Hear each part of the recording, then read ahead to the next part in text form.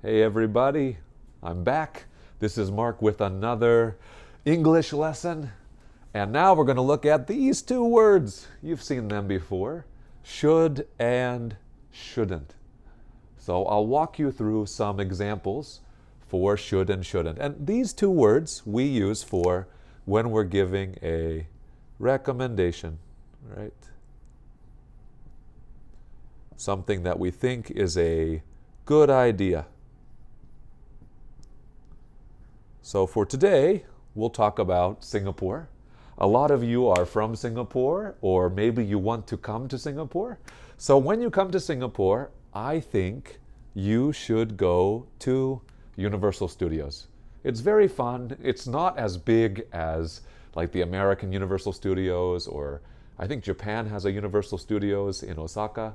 It's not that good, but it's still very, very fun. So I think you should go to Universal Studios. The other thing I think you should do is you should try chicken rice.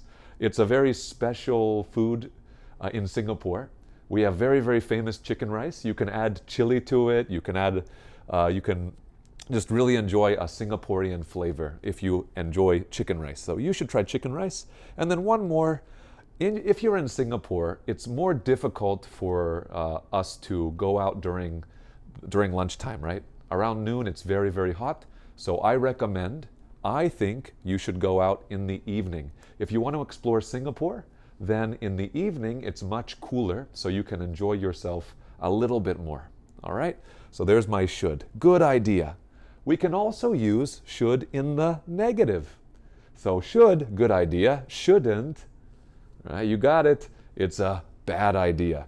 You shouldn't go out. If I say you shouldn't go out at noon, right? Singapore noon, we just said way too hot.